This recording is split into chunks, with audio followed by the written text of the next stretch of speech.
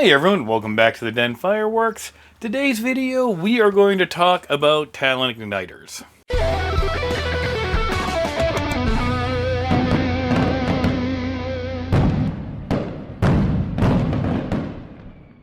I saw a few posts on Facebook about Talons are horrible fail rate, they stink, never use them, and I agree matches work better, they're easier, I love to poke a cake and get that instant ignition, but Talons do still have a purpose, and they work really good too, and they are cheap, but there are gotchas to them.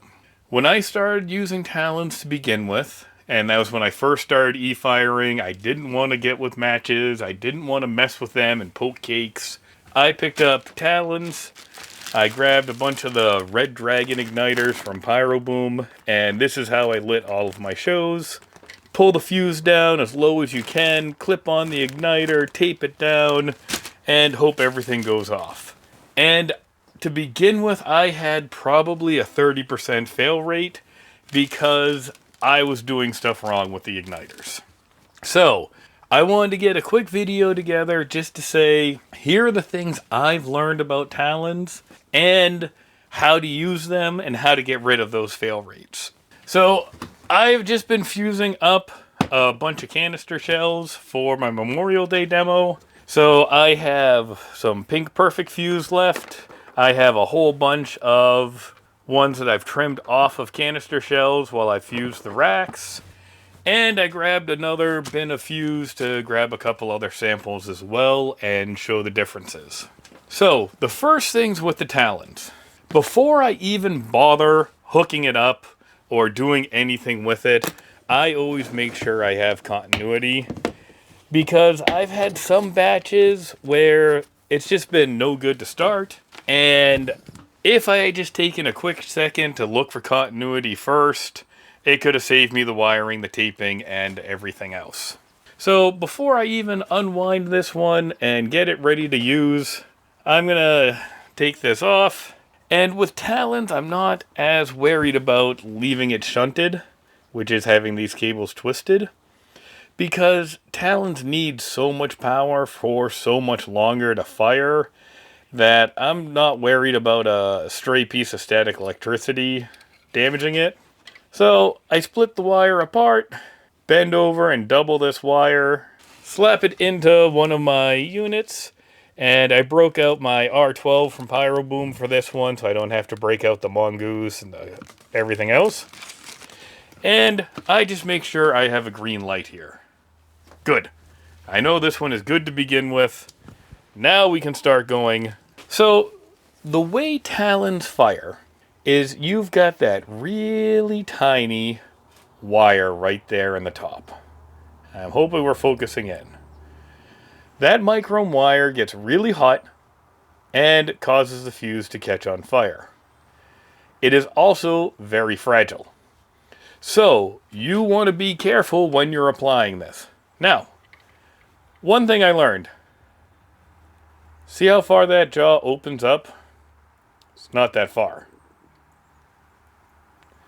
But, here, let's see if this will work a little better with the black background.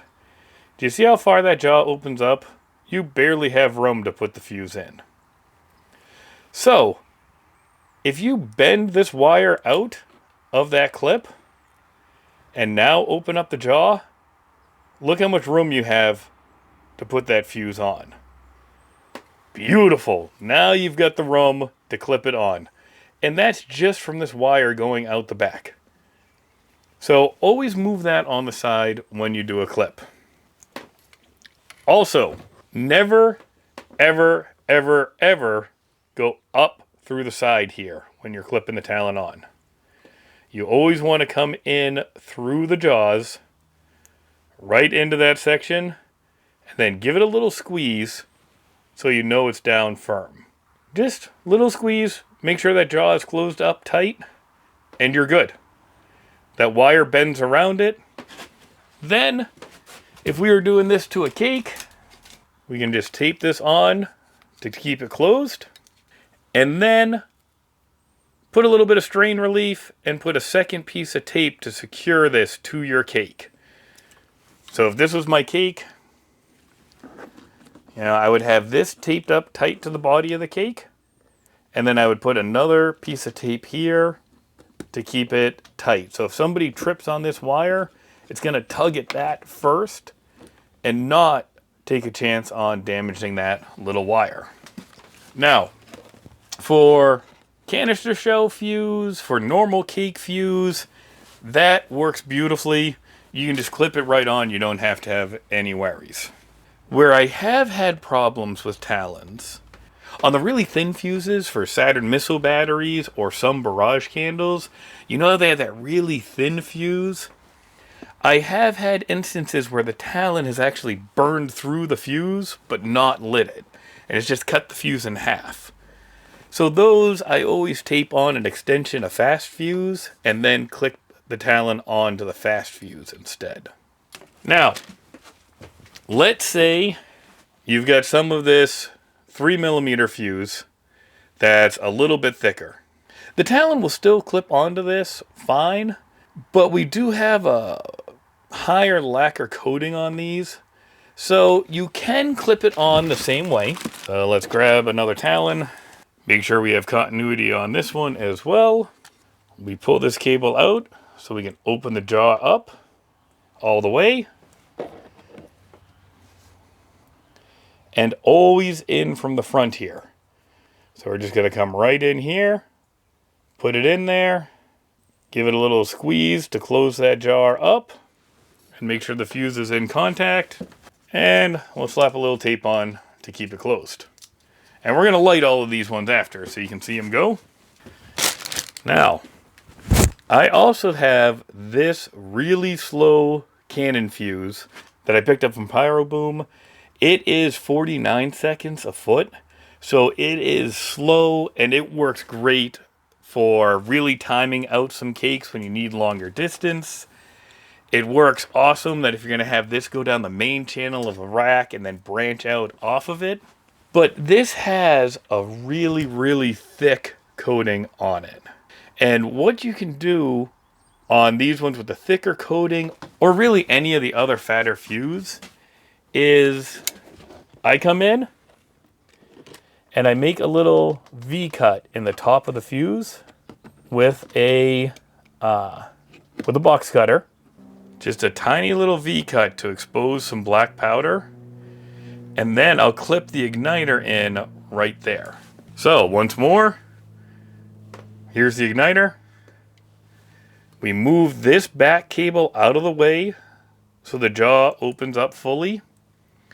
And we're only going into the jaws this way.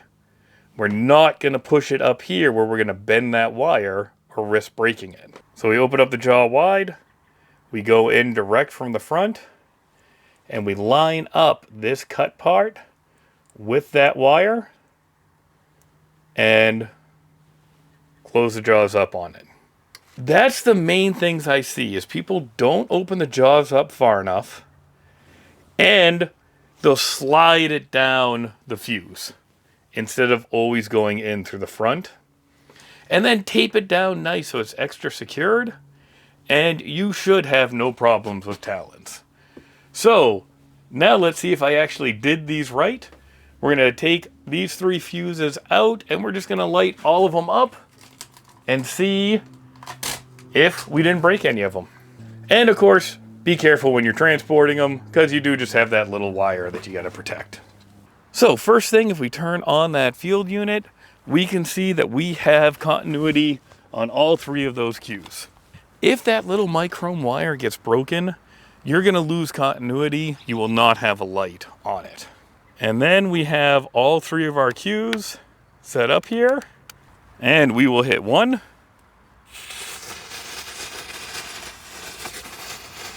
That canister's going. We're going to hit 2. No problems there. Whew, and that one flew at the end. And then we're going to go for number 3.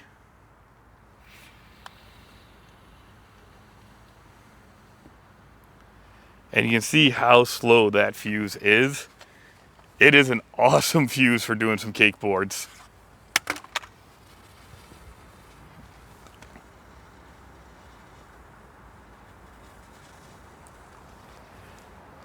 So, there you go. Those are the main tricks that I learned with Talons and what I was doing wrong with them. I hope this helps you all get a better success rate with Talons in the future as well. And, let me know if this one was helpful or if there's a couple other tips that you've picked up as well.